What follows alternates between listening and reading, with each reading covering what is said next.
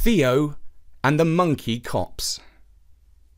Hello, this is Richard, and this is the third in our mini-series about Theo the monkey. In the previous episode, a boy called Neat and his kung fu teacher Sifu were waiting for Theo to turn up for a martial arts class. While they waited, Sifu related a Chinese legend about a monkey king who fought the armies of the Jade Emperor in heaven. Eventually they learned that Theo was in the city causing trouble at a presentation by the mayor. They began to think that perhaps Theo really was a criminal monkey, as the authorities claimed. The next morning, Theo sat on the fence of Neat's garden, waiting for breakfast as usual. Normally, Neat threw the fruit from his bedroom window, but today he quickly put on his tracksuit, came downstairs, and cautiously crossed the back garden. Theo looked at him with trusting eyes. "Hey, monkey, I'm cross with you," said Neat. "You didn't show up for your kung fu lesson. It's rude to keep people waiting," Theo replied. Which meant, "Sorry, I really did mean to come to the lesson, but I had to go to the big city." Neat did not understand Theo's gibberish chatter. He held out a banana and said, "I really shouldn't be giving this to you. In fact, I ought really to call the police." "Police?" thought Theo. He sniffed the air for the leathery smell of police uniform and listened out for the sound of big feet stepping on twigs. No danger signals hit his senses. "In fact," said Neat, "perhaps you should find a new hiding place, because Sifu might change his mind and call the cops." Theo jumped down off the fence and took the fruit from Neat's hand. It was the first time he had come so close as to be within touching distance. He knew that a fugitive should change his hiding place frequently, but this place was starting to feel like home, and he didn't really want to leave. He was certain that Neat would never break the bond of affection that had grown up between them. But what about Sifu? He could not be so sure. Theo really had meant to go to Sifu's special kung fu class. If he had not heard the outrageous news on the radio, he would have been there at 6 p.m. sharp. At lunchtime, up in a tall tree of Burford Woods, he had held his talking box close to his ear. The volume was low as the batteries were running down. The newsreader said, "The city's mayor will present the police force's latest recruits at a special ceremony later today. 6 monkeys are transferring from the zoo to join the men and women in blue. Their first priority will be to quell the wave of monkey crime that has swept over the city. The mayor said in a statement, 'We need monkey cops to fight monkey robbers.'" Theo had been trying to lead a quiet, semi-retired life in the suburban woods. So far, he had felt no desire to take the commuter train up to the city. But this news enraged him to an unusual degree. "What kind of foolery is this? Can't they see that these stooges in police uniforms are all working for Mr. Grabber? The monkeys on the force are nothing better than common criminals." He leapt through the trees, propelled by an urge to set things right. He did not yet realise it, but he was heading for the railway bridge, and soon he jumped down onto the roof of a train heading to the city. When he arrived at the big Victorian station, he clambered up a cast-iron pillar and swung through the rafters of the roof. Railway officials and passengers craned their necks to look at him. Their reactions were varied. Some people checked their pockets or their bags for their valuables in case he had snatched a phone or a wallet. Others clapped and cheered and called out, "Good on you, monkey! You show the mayor and the police what useless fools they are." He found a skylight which led out onto the top of the roof, and soon he was scampering over slopes and ledges and leaping across chasms between buildings. He was heading for the office. Well, it was more of a palace actually, where the mayor lived and worked. As he approached, he heard the marching beat of a brass band. The music meant that a ceremony was taking place. From the top of a tree overlooking the mayor's garden, Theo could see that the city's leading dignitaries were seated in rows waiting for proceedings to begin. Here were the chiefs of police, education, sanitation, and parking fines. The actors from a soap opera set in the West End of the city were signing autographs. And of course, Mr. Grabber, the chief zookeeper, had come along and had brought 3 monkeys with him. Theo wondered if they were his personal bodyguards.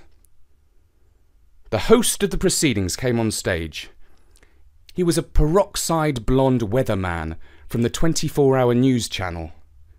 He was wearing a summery short-sleeved shirt and shivered slightly as the first drops of rain began to fall. He read from an auto cue as he announced, "My forecast for today is that this afternoon will be a landmark in the history of policing.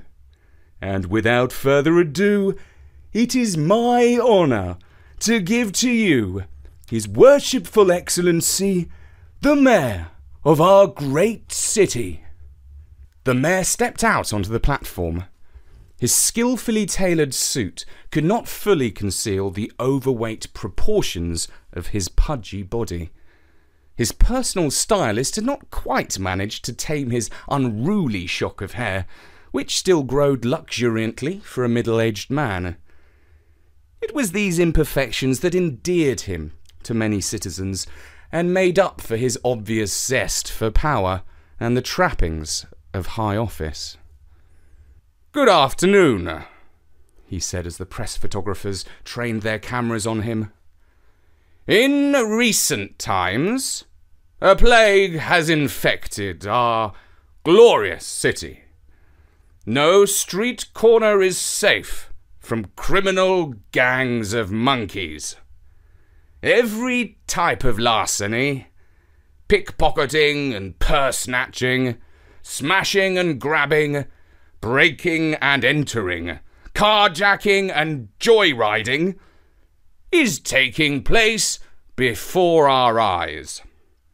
Our fine police force has responded with courage, but little in the way of convictions. Our bobbies will pursue criminals to the ends of the earth, but it is too much to expect them to leap over rooftops. Until today I present to you a new breed of crime-fighting cop." There was a drum roll as 6 uniformed monkeys skipped onto the stage. They briefly stood up on their hind legs and saluted. The mayor continued. "From tomorrow, our streets will be protected from monkey crime by those who are best suited to pursue monkeys. Monkeys themselves. And I would like to send a message to the master monkey criminal, known as Theo. If you are watching this, be afraid." The band began to play some action-type music. This was the signal for the monkey cops to demonstrate what they could do. In perfect unison, they performed a slick martial arts routine with slices, punches and kicks. Theo had seen something like this before, through the window of Burbington Village Hall, when Sifu was holding his kung fu class. "How cunning!" he thought. "Mr. Grabber has persuaded the stupid mayor and the police to train up his monkeys to be better criminals. He could hold back his fury no more. From the top of the tree he screeched,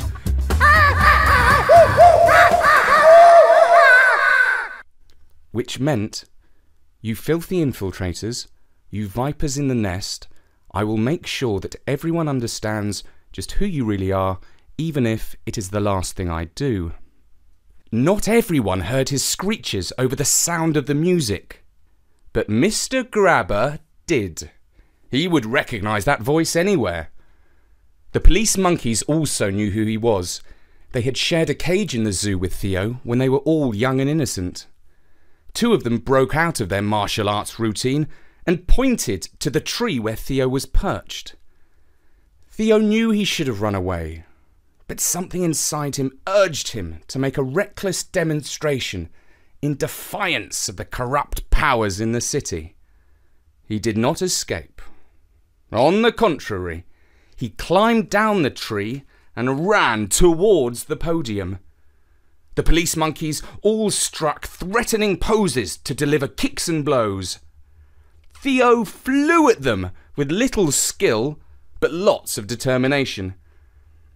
Despite his spirited and valiant fighting, he would surely have been overwhelmed had it not been for the three monkeys who had come with Mr. Grabber. They joined the fray on Theo's side. The punching, biting, kicking, scratching and screaming was something awful. The band struck up a jazzy tune, and the stars from West Enders rose to their feet and joined the fight, though it wasn't clear on which side. The human cops stood back. This was no business of theirs. Had not the mayor just said that it was a job for monkeys to fight monkeys? Well, let him see with his own eyes how effective his new policy was. Not very, judging by the damage to property and the chaos and disorder all around. The audience were all on their feet, cheering on one side or the other, as if they were gladiators in an arena. It was the best bit of blood sport the city had seen since Roman times. Eventually, under the cover of chaos, Theo withdrew, while the others continued the fight. He sneaked away behind the stage and the refreshment tents, across the lawn, into some bushes, over the fence, and into the surrounding streets. Soon he was making his way to the railway station, bounding over the rooftops and above the view of the city's 10,000 prying police cameras. He caught a train for Birmingham, but by the time he reached his woodland home, he had missed his martial arts lesson. Instead, the weary monkey licked his war wounds and fell into a deep sleep inside a nest of leaves. That was the story Theo would have told to Neat had he been able to speak human. Or had Neat been able to speak monkey. But as neither friend could fully communicate with the other, they had to make do with a look of apology in Theo's brown eyes. It was all okay. There was no way a boy would be cross with a friendly monkey for long. Theo had brought his radio with him. He showed it to Neat, who turned it on. All that sounded from the box was a faint hissing sound. "It needs new batteries," said Neat. "Wait there, I'll get some from my parents' shop." And Theo waited in the garden for his friend to return, thinking, "I wonder if Sifu will be so understanding." And that was the end of the third part of this mini-series about Theo the monkey. To find out what happens next, tune in to storynori.com. For now, from me, Richard, goodbye. Now from me, Richard, goodbye.